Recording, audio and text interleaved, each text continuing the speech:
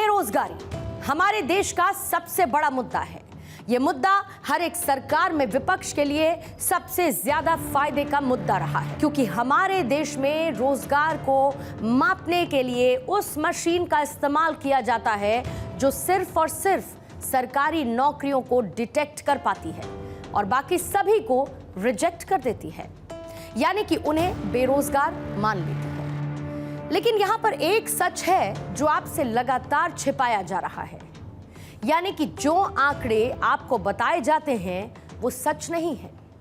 इन designed आंकड़ों में और असली आंकड़ों में एक बहुत बड़ा डिफरेंस, एक बहुत बड़ा फर्क है। और इसीलिए आज हम आपको नौकरी की सही परिभाषा बताते हैं, जहां पर भारत के एक थिंक टैंक ने रोजगार के आंकड़ों पर एक नई रिपोर्ट जारी की। मोदी सरकार के कार्यकाल में यानी कि कुल 10 सालों में 51 करोड़ 40 लाख रोजगार पैदा हुए और हर साल औसतन 5 करोड़ 14 लाख रोजगार पैदा किए गए। बहुत मुमकिन है कि इन आंकड़ों को सुनने के बाद आप ईयरबड से अपने कान साफ करने लगे, लेकिन हकीकत दरअसल यही है। हमारे देश में ऐसे बहुत सारे लोग रोजगार को एक नौकरी तक सीमित मान लेते हैं। बहुत सारे लोग सरकारी नौकरी को ही रोजगार समझते हैं, लेकिन रोजगार का मतलब सिर्फ सरकारी या फिर प्राइवेट नौकरी से नहीं होता है। नौकरी के अलावा अगर कोई व्यक्ति सेल्फ एम्प्लॉयड है, यानी कि स्वरोजगार के अपने आय उसके जरिए अर्जित करता है, सरकार से लोन लेकर अपना कोई काम शुरू करता है, यानी कि दुकान खोलता है या फिर कोई छोटा बिजनेस शुरू करता है। और हमारे देश में जो एक्सप्रेसवे बन रहे हैं, स्कूल बन रहे हैं, सड़कें तैयार हो रही हैं, हाईवे का जाल बिछ रहा है, मकान तैयार हो रहे हैं और फैक्ट्रीज खुल रही हैं, न सिर्फ ये बल्कि शौचालय बन रहे हैं।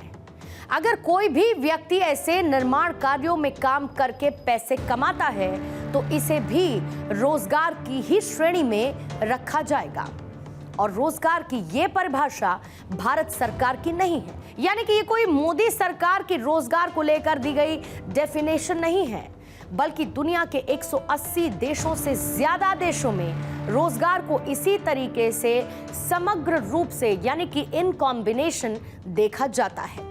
और ये जिस रिपोर्ट की हम बात कर रहे हैं, ये रिपोर्ट कहती है कि मोदी सरकार ने अपने पूरे कार्यकाल में कुल 51 करोड़ 40 लाख रोजगार पैदा किए हैं, जिसमें 31 करोड़ से ज्यादा स्वरोजगार हैं, यानी कि सेल्फ एम्प्लॉयमेंट है। साल 2015 में मोदी सरकार ने प्रधानमंत्री मुद्रा योजना की शुरुआत की थी, जिसके तहत सरकार स्वरोजगार और व्यवसाय करने के लिए लोगों को आसान शर्तों पर लोन देती है और इस लोन की राशि पर ब्याज यानी कि इंटरेस्ट बहुत ही मिनिमल रखा जाता है, बहुत कम रखा जाता है।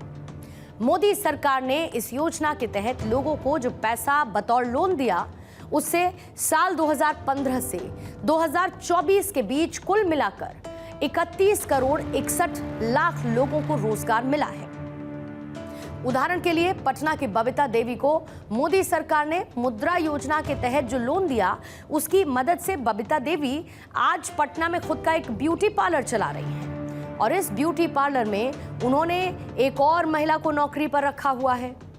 इसी तरह से पटना में ही विनय कुमार को मोदी सरकार ने जो लोन दिया है, उसकी मदद से आज वो खुद की एक मिठाई की दुकान चलाते हैं और अपनी दुकान में उन्होंने 6 और लोगों को नौकरी पर रखा हुआ है।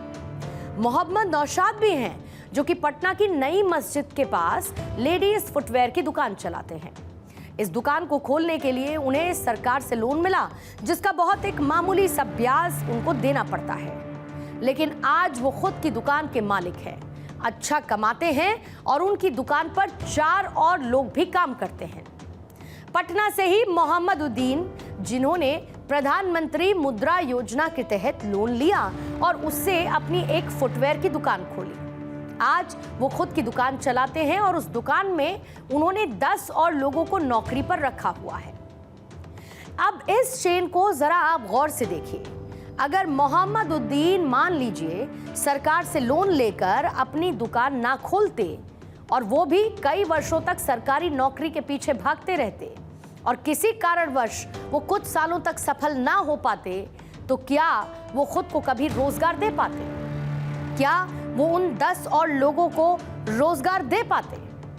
और इस एक चेन से आप ये समझिए कि कैसे भारत के करोड़ों लोग स्वरोजगार के सहारे रोजगार पा रहे हैं। और यही वो स्ट्रैटेजी है जिस पर अब काम चल रहा है। यानी कि ऐसे लाखों लोग हैं जिन्हें अपना व्यवसाय करने के लिए सरकार से लोन मिला, जिससे कि इन लोगों को रोजगार मिला। यानी कि इन्होंने स्वरोजगार के अवसर तलाशे और इस रोजगार से ये लोग औरों को भी अब काम देते हुए नजर आते हैं। साल 2015 से 2024 के बीच सिर्फ प्रधानमंत्री मुद्रा योजना से देश में 31 करोड़ 61 लाख लोगों को एम्प्लॉयमेंट जनरेट हुआ।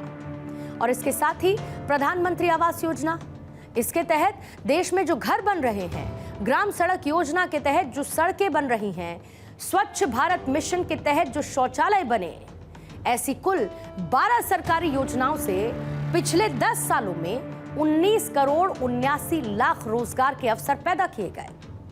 इस रिपोर्ट के मुताबिक स्वच्छ भारत मिशन के तहत जब कोई शौचालय बनाता है तो उसमें कुल मिलाकर 9 मैन डेज लगते हैं। 9 मैन डेज का मतलब क्या है कि जब किसी शौचालय का निर्माण एक व्यक्ति कराता है तो उसे 9 दिन लगेंगे। अगर 9 व्यक्ति एक साथ उस शौचालय का निर्माण करते हैं तो उन्हें 1 दिन लगेगा। इसी तरीके से प्रधानमंत्री आवास योजना के तहत एक घर बनाने में 160 पर्सन डेज यानी कि मैन डेज लगते हैं। और इस तरह से सरकार की कुल 12 ऐसी योजनाएं हैं जिससे पिछले 10 सालों में 19 करोड़ 79 लाख लोगों को एम्प्लॉयमेंट मिला है। और इसी रिपोर्ट में ये लिखा गया है कि यूपीए सरकार में जो क्रेडिट गैप लगभग 90% का था, वो मोदी सरकार के बीते 10 सालों के कार्यकाल में 76.8% के स्तर पर आ गया है। अब इसको थोड़ा सा और सिंप्लीफाई करने की जरूरत है ताकि आप इसको समझ सकें। यूपीए सरकार में जहां पर लोगों को सरकार, बैंक या फिर जो फाइनेंशियल इंस्टीट्यूशन से जहां पर लोन ना के बराबर मिलता था, अब वो संख्या हमारे देश में 76% रह गई है। और इससे बड़ी बात यह है कि भारत सरकार लोगों को खुद की नौकरी करने के लिए प्रोत्साहित करती है, उन्हें दुकान और छोटे व्यवसाय करने के लिए लोन दे रही है, जिससे लोग अपना खुद का काम करके पैसे कमा रहे हैं। और न सिर्फ ये बल्कि बाकी लोगों को भी अपने यहाँ नौकरी पर रखकर रोजगार के अवसर पैदा कर रहे हैं। लेकिन हमारे देश की जो पॉलिटिक्स है वो कुछ ऐसी है कि विपक्ष के नेता इस रोजगार को रोजगार मानने के लिए तैयार ही नहीं है।